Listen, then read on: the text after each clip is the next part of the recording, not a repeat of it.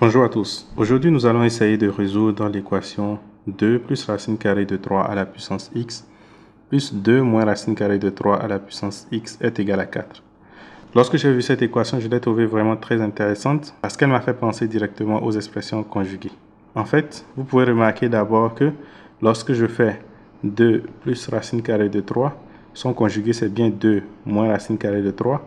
Mais lorsque je fais également le produit de ces deux nombres, j'obtiens quoi? J'obtiens a plus b facteur de a moins b, c'est donc 2 au carré moins racine carrée de 3 au carré, ce qui fait 4 moins 3 qui est égal à 1. Qu'est-ce que cela implique? Ça implique que 2 plus racine carrée de 3, en fait, c'est 1 divisé par 2 moins racine carrée de 3, ou vice-versa. C'est-à-dire encore que 2 moins racine carrée de 3, c'est 1 divisé par 2 plus racine carrée de 3. Et cela me permet alors de résoudre mon équation parce que je peux en fait directement à travers cette équation exponentielle écrire que 2 plus racine carrée de 3 à la puissance x plus 1 divisé par 2 plus racine carrée de 3, le tout à la puissance x, est égal à 4.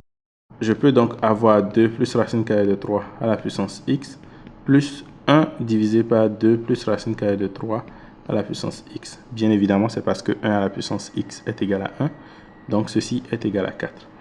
Et en multipliant toute cette équation par 2 plus racine carrée de 3 à la puissance x, j'aurai 2 plus racine carrée de 3 à la puissance x au carré plus 1 est égal à 4 facteur de 2 plus racine carrée de 3 à la puissance x. Donc, je vais poser en fait cette valeur-là égale à x, ce qui veut dire que mon équation va devenir x à la puissance 2 plus 1 est égal à 4 fois x, que je peux encore réécrire comme x au carré moins 4x plus 1 est égal à 0. Bien sûr, là, on obtient une équation de second degré qu'on peut résoudre en calculant le discriminant delta ou en utilisant la méthode babylonienne que nous avions vue ici. Donc ici, nous aurons que x1 plus x2 divisé par 2 est égal à 2 et x1 fois x2 est égal à 1.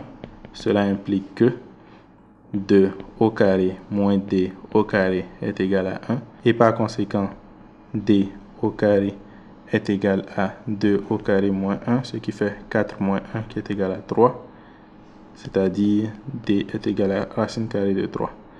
Et donc les solutions sont x1 est égal à 2 plus racine carrée de 3 et x2 est égal à 2 moins racine carrée de 3. Ah, ça c'est un résultat super intéressant parce qu'on était en train de manipuler justement 2 plus racine carrée de 3 et 2 moins racine carrée de 3. Donc cela implique que quoi? Étant donné que nous avions posé grand x est égal à 2 plus racine carrée de 3 à la puissance x, donc nous avons 2 plus racine carrée de 3 à la puissance x qui est égal à x1 ou 2 plus racine carrée de 3 à la puissance x est égal à x2. Et x1, c'est bien sûr 2 plus racine carrée de 3. Et x2 ici, c'est 2 moins racine carrée de 3, que je peux encore écrire comme 1 divisé par 2 plus racine carrée de 3, ou encore 2 plus racine carrée de 3 à la puissance moins 1.